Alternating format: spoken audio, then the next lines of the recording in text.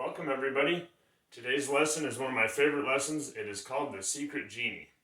I'd like to start out with a quick quote here by Ralph Waldo Emerson. He said, "We become what we think about all day long." Now the concept we're going to discuss today could make a bigger change in your life than any concept you've ever heard before and will ever hear after today. Now school gives us valuable knowledge. However, it does not teach us anything about who we are. We are not our name. We are not our body. So who are we?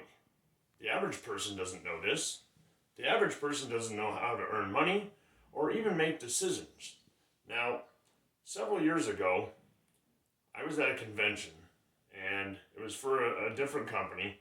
But anyways, they had a guest speaker and this man came onto the stage. And the minute he stepped on stage, I was instantly and automatically just in love with him.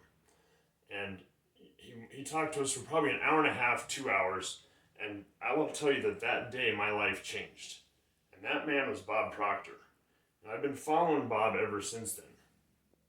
And about a year ago, I decided that I wanted to work with Bob, and I wanted to teach the stuff that Bob's teaching.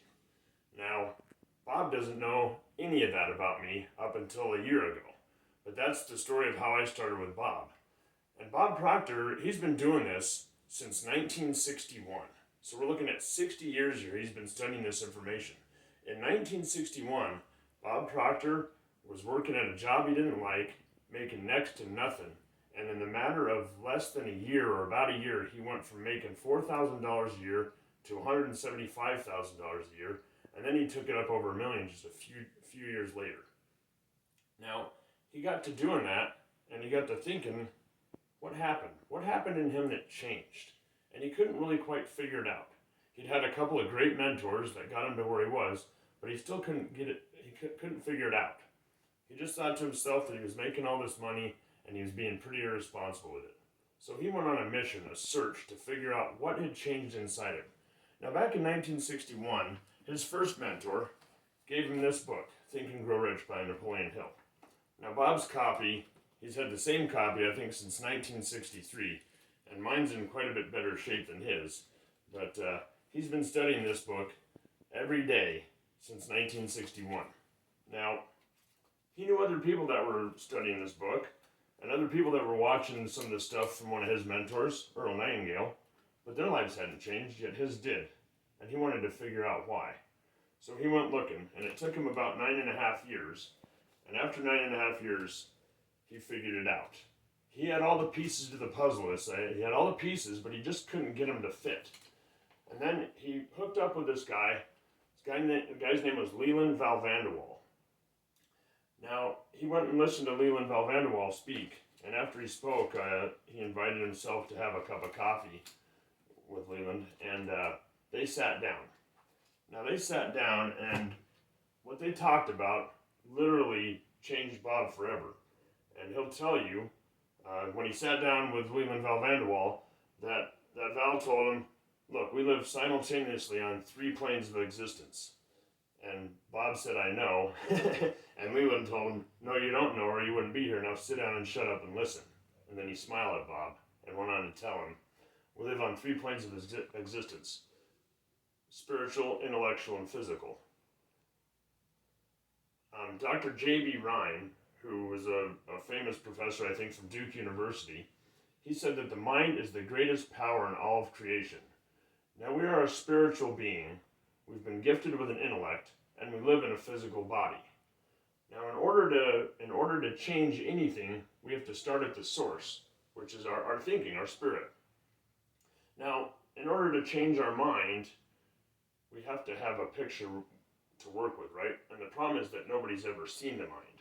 Well, in 1934, Dr. Thurman Fleet, who'd been working in holistic medicine, he sat down and he's like, we think in pictures. Now, I want you to play with me here for just a second. We think in pictures, okay? So I can ask you, what kind of a car do you drive? And just think about your car for a minute. What color is it? How many doors does it have? Now I want you to tell me a little bit about your refrigerator. What color is your refrigerator? How many doors does it have? Top to bottom or side to side? Now I want you to go into your bathroom at home. Do you have a single sink or 2 sinks? Are they on your right or your left when you walk in the bathroom? Now, as I mention each of those things, a picture of those objects pops up in the screen of your mind. We literally think in pictures. Now, if I ask you to think of a picture of your mind, what do you think of? Most people are inclined to think of their brain, but your brain isn't your mind any more than your thumbnail is. Yet, paradoxically enough, the brain and the thumb are both the mind. You see, mind is movement, body is manifestation of the movement. So, in 1934, Dr. Thurman Fleet said he was going to create a picture of the mind so that we'd have something to work with. Now, when Bob sat down with Leland Val Vanderwall, this is the picture that Val drew for him that pulled all the pieces together, and he said, like everything, just a light went on and he could suddenly figure out what happened, what changed, what caused him to change, and how he could teach other people to do the same thing. So we call this drawing the Secret Genie. Now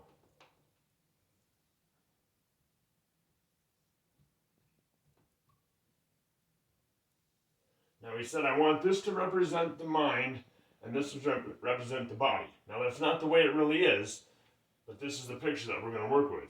So up here you have your conscious mind, and down here you have your subconscious mind. Now your five senses are hooked to your conscious mind like little antennae. You can see, hear, smell, taste, touch, right? And that is how we communicate with our outer world. But in order to change our results in life, we have to change how we behave, how we act. And our actions are not caused by the conscious mind, they're caused by the subconscious mind.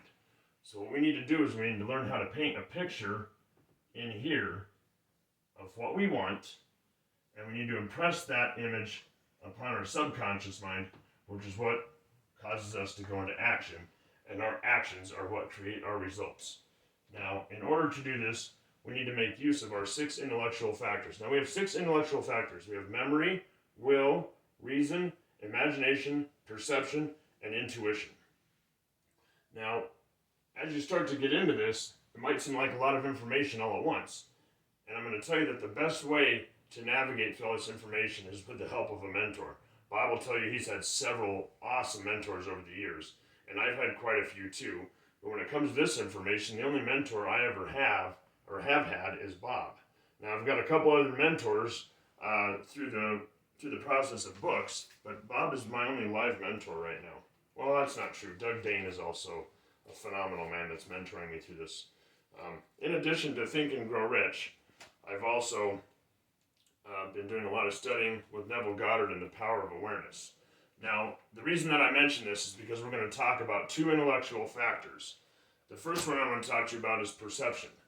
Now, perception is your ability to look at your outside world and decide how you want to perceive what's going on around you. You can take any situation you want and you can think about all the negative with it, or you can think about the positive. Now, of course, we don't want to concentrate on the negative, we want to concentrate on the positive. So we use our perception to alter how we perceive the world around us or the things that are going outside of us, and we always look at the positive, right? If anything happens, you want to take a 3-step process. You want to harvest the good, forget about the bad, and forgive all the rest. Now, when we go to change our lives, we're going to have to, I said, paint an image here and impress it on our subconscious mind. Now, the way that we do this is with our imagination. You can sit down and imagine anything you want. And if you can imagine it, I'm here to tell you, you can have it. So, call to action for today is I want you to sit down for 15 minutes. You're going to spend the first 5 minutes thinking of what you want. You're going to create this idea right here. All right? And then you're going to write it down on paper. I want you to write it out in every detail that you can in 5 minutes. So that'll be your second 5 minutes is writing it down. And for your last 5 minutes, I want you to imagine yourself already there. Get emotionally involved with that idea. Feel yourself as if you've already accomplished the thing that you desire. And then I want you to repeat that process every day for 3 days. When you're done doing that, I want you to think about how you feel now that you've created that image and that you've felt yourself as having already accomplished it. And then I want you to look around, find somebody who's got what you've got, and get them as a mentor. Thank you guys very much for joining me today. It's been a pleasure.